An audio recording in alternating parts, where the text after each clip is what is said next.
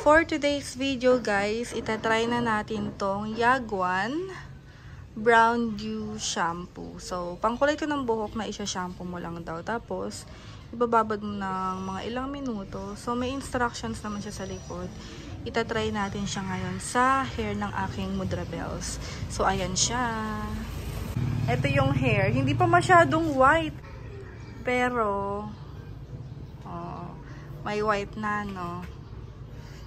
So, ayan. May white. Asan pa ba yung may white? Dito ba? Ayan, no? Kita na yung white hair. Apply natin siya. Hindi ko alam kung magsusuot ng gloves or kung safe na hindi magsuot pero magsuot pa rin tayo. Pahawak mo. Ayan. Ayun. Ayan na siya. Oh, teka lang. Medyo mahirap siyang ipump. Ganyan. Ipapump ko muna. Wait lang, guys.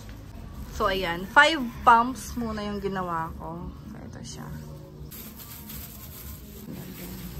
Sabihin mo sa akin pag mahapdi na. Kuha ulit tayo ng 5 pumps.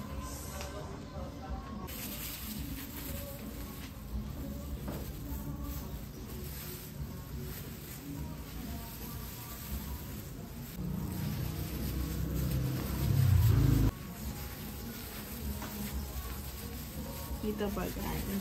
So, ito. Ikalat na lang natin siya dito. Kumukulay na siya sa tenga guys. So, ayan. Mahapde? Hindi. Oh, hindi daw mahapde ha. Malamig. Malamig daw sa head. Nakikita nyo, medyo may kulay na siya guys, no? So, unang try sa hair. Wait natin ng mga ilang minuto. Pero nakikita nyo, nagkukulay na siya. 20 to 35 minutes. So, mag-ooras tayo 20 to 35 minutes. Ngayon pa lang guys, after ko siyang i-massage, kita na oh, kumukulay na. So, i-check natin siya after 30 minutes na lang. After 30 minutes. 2,000 years later. Almost 30 minutes. Ayan na siya. O, diba? Itim na. Ayan. Pababanlawan ko muna to, tapos patutuyuin. Tapos i-video ulit natin yung resulta. So, ayan.